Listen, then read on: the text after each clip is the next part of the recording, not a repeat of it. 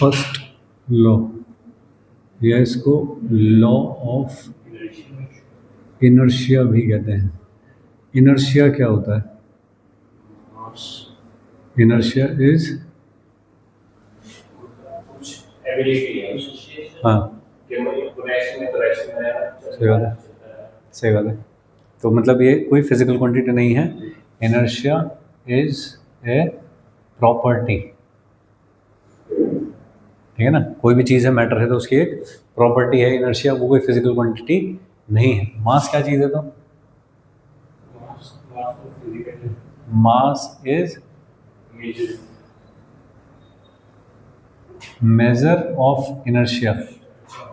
किसी चीज़ में कितना इनर्शिया है वो मास से डिसाइड होगा। अगर किसी का मास ज़्यादा है तो उसका इनर्शिया भी ज़्यादा है, उसका मास कम है तो इनर्शिया भी कम है। और इनर्शिया खुद क्या चीज़ है? प्रॉपर्टी विच क्या करती है? Oppose the change. कुछ भी चेंज करना चाह रहे हो तो अपोज करती है। चलती चीज़ को रोकना चाह रहे हो तो कोई चीज़ अपोज करती है, that property is called inertia. कोई रुकी हुई चीज़ को चलाना चाहते हो, है ना। एक ट्रक है, जैसे सामान लोडेड है उसके अंदर, है ना। ये एक ट्रेन होती है, तो क्या वो कट ब्रेक लगाए रुक गई तुरंत? नहीं, बहुत दूर तक जाएंगी चलती हुई, और ब्रेक लगाए रखे हुए तब जाके कहीं जाके रुकेगी। तो जितना ज़्यादा मास है उतना ज़्यादा इनर्शिया है, मतलब उसे रोकने में भी दम लगाना पड़ता है और चलाने में भी दम लगाना पड़ता है। एक बाइक एक ट्रक साथ में चलना शुरू करें, कौन जल्दी आगे निकल जाएगा? उसका मास कम है, इनर्शिया कम है, ट्रक का इनर्शिया ज़्यादा है। एक ट्रेन को एक्सेलरेट होने में कितना टाइम लगता है, ठीक है ना। लेकिन क्या उसके बाद फिर बाइक से आगे निकल जाएगी वो? ठीक है ना। तो भाई उसको रोकना भी मुश्किल काम है और चलाना भी मुश्किल काम है। तो वो जो प्रॉपर्टी है जो अपोज करती है किसी भी चेंज का, रुके हुए को चलाने का, चले हुए को रुकने का, दैट इज कॉल्ड इनर्शिया। तो वो एक प्रॉपर्टी है।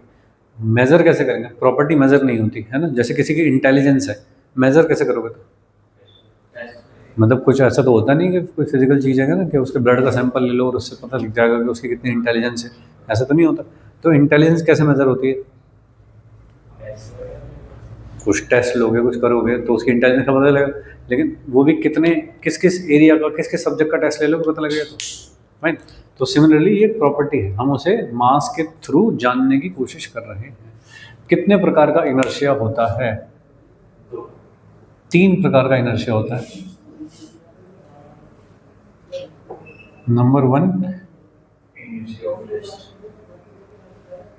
इनर्शिया ऑफ रेस्ट, फिर होता है इनर्शिया ऑफ मोशन, और एक होता है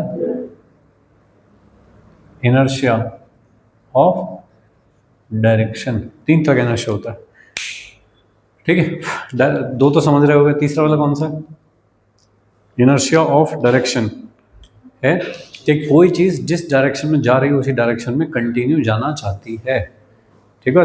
अगर कोई बस में बैठे हो सपोज, और बस जब टर्न करते हैं ऐसे करके, तो हमारी बॉडी किधर की तरफ जाएगी? बाहर की तरफ गिरने की कोशिश करेगी। चलती कार तेज और तेज चल रही है, ऐसे किधर गिरोगे? बाहर की तरफ। तो क्योंकि तुम्हारी बॉडी कहाँ जाना चाहती थी? सीधा। कार टर्न कर रही है तो भाई तुम्हारी बॉडी टर्न नहीं करना चाहती। ये है oppose the direction of motion.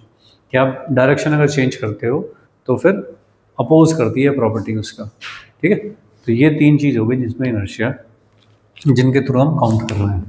First law, तो इनर्शिया समझ गए क्या होता है? मास समझ गए क्या होता है? Mass is the measure of inertia. ज़्यादा मास ज़्यादा इनर्शिया, कम मास कम इनर्शिया। तो फर्स्ट लॉ क्या है? फर्स्ट लॉ है भाई कि if net external force on a particle is 0, it remains unaccelerated, ठीक है। इसे जब मैथ में लिखूँ तो क्या लिखूँगा? Summation of all the forces. Net का मतलब summation of all the forces is equal to 0। अगर किसी बॉडी पे लगने वाले सारे फोर्स 0 हैं, if then a is equal to 0।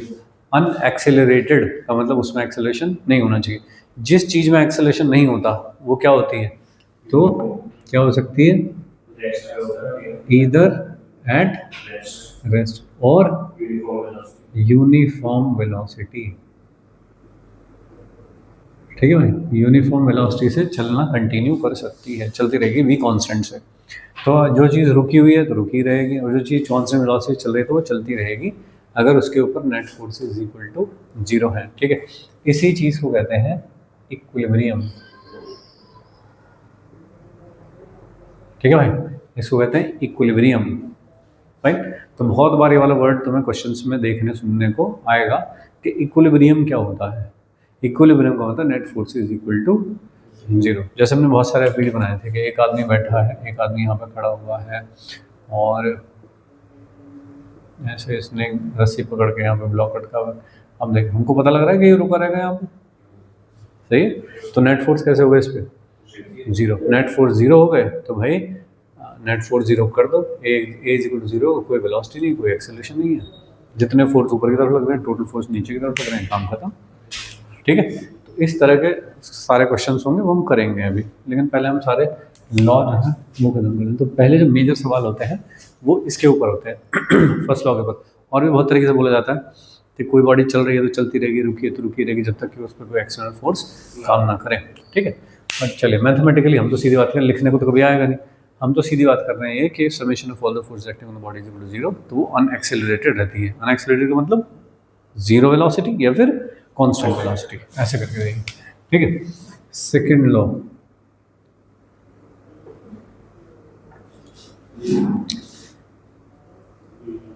Rate of change of momentum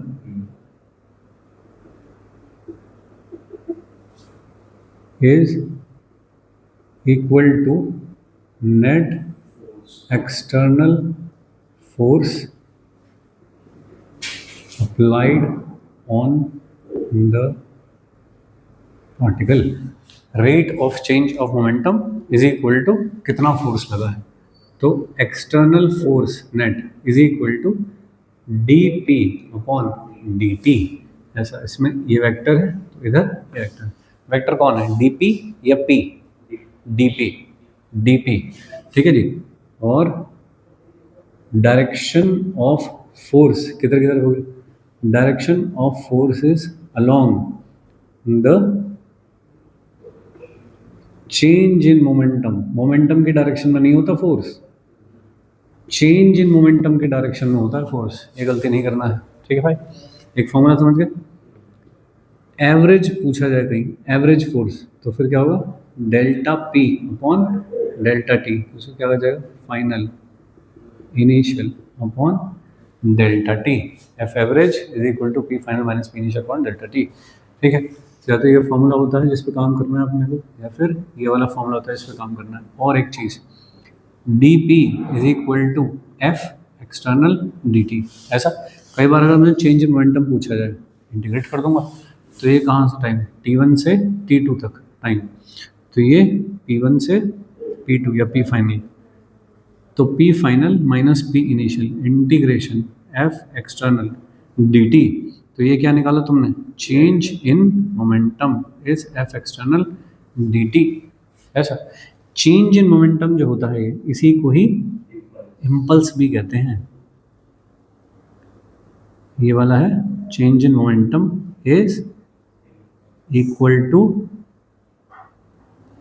impulse, ऐसा भी कह सकते हैं ये वाली चीज़ को। ठीक है ना, कितने तरह के फॉर्मूले हो गए तो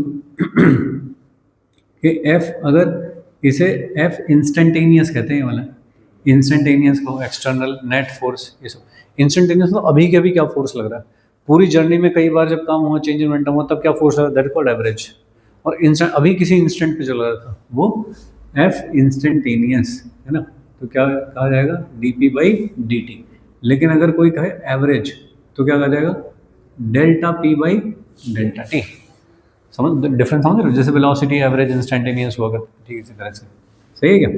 डायरेक्शन का ध्यान रखना किधर होती है, और डी पी पूछा जाए मुझको कहीं पे तो F d t is equal to delta p. सही, अरे ठीक है, ओके। और साथ में इसका एक फॉर्मूला कि क्या इसे कहूँ area under F T graph.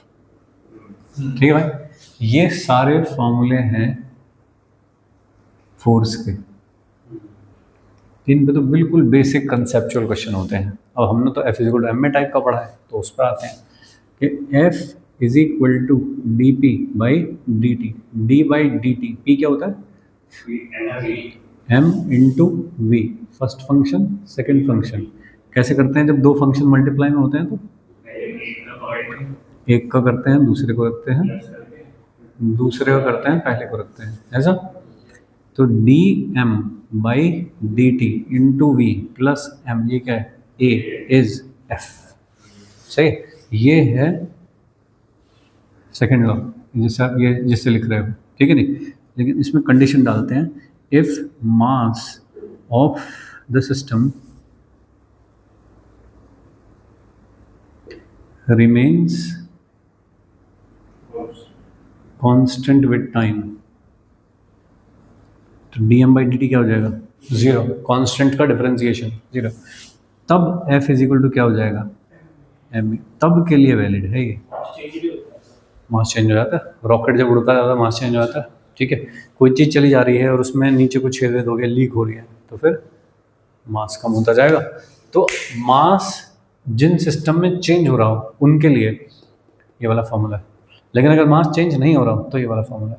Correct, तो ये समझ गए कहाँ लगाना है। जैसे कोई मुझे बताएगा कि मास चेंज हो रहा है, या कई बार आप देखोगे वेलोसिटी कांस्टेंट है लेकिन फोर्स लग रहा है, कोई सिचुएशन है ऐसी, वेलोसिटी कांस्टेंट है लेकिन फोर्स लग रहा है। रॉकेट में से गैस निकल रही है नीचे, तो कांस्टेंट स्पीड से निकल रही है गैस तो बाहर, लेकिन क्या रॉकेट पे ऊपर की तरफ फोर्स लग रहा है, तो उसमें एक्सेलरेशन नहीं है, तो ये वाला टर्म जीरो है। लेकिन ये इसकी वजह से फोर्स लग रहा है, क्योंकि रॉकेट के अंदर जो मास है गैस का वो लगातार बदल रहा है। ठीक है, एक पानी का पाइप है, ऐसा पाइप है, पानी उसमें से पानी बाहर निकल रहा है, तो पानी तो कांस्टेंट रेट से बाहर निकलता है। इस पाइप को ज़मीन पे छोड़ दो, किधर जाएगा, पीछे की तरफ भागे, क्यों भागे, पानी तो कांस्टेंट स्पीड से निकल रहा है। ठीक है, तो ये वाला जो फोर्स है d M by D t, इसको कहते हैं thrust force. D M by D T into we is called thrust. तो पूरे फिजिक्स में अगर कहीं भी ये वाली सिचुएशन देखो कि भाई वेलोसिटी तो कांस्टेंट है लेकिन फोर्स लग रहा है, तो कौन सा फोर्स है इसका मतलब, थ्रस्ट फोर्स। इसको लिखते हैं F thrust will be equal to D M by D T into velocity. D M by D T क्या होता है, rate of change of mass है ये, rate of change of mass. Mass क्या होता है, वॉल्यूम इंटू डेंसिटी। तो D by D T volume into density ऐसा, और यह है वेलोसिटी, ऐसे बनाया था इसे थोड़ा, सही है। ओके, रो और d v by D t, ये क्या चीज़ हुआ बताओ, वॉल्यूम फ्लो रेट है ना। इक्वेशन ऑफ कॉन्टिन्यूटी आती है एक आगे जाके फ्लूइड में, इक्वेशन ऑफ कॉन्टिन्यूटी के थ्रू इसे क्या लिखता हूँ, rho area into velocity into V, है ना। अभी डायमेंशन से चेक कर लो, इसकी डायमेंशन क्या होगी, मीटर क्यूब पर सेकंड। इसकी बताओ डायमेंशन क्या होगी,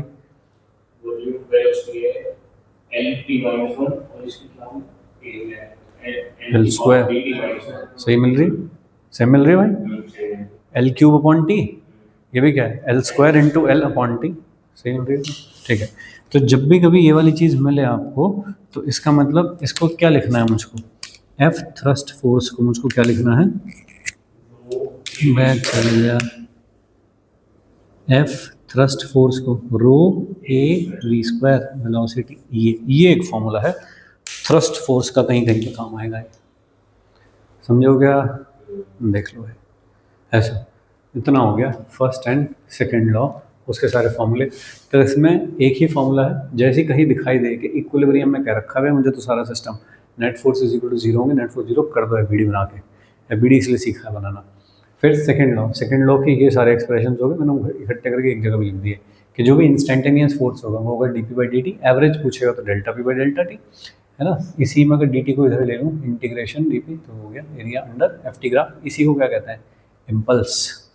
ठीक है, फिर हम एफ इजिकल टू एम में भी जाना चाहते हैं, तो बेसिक हमारा ये है, वो एफ इजिकल टू एम के बराबर कब होता है, अगर सिस्टम का मास कांस्टेंट रहे।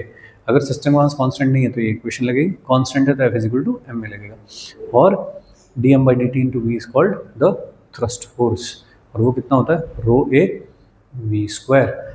एफ इजिकल टू एम में एफ क्या चीज़ है, कैसा फोर्स,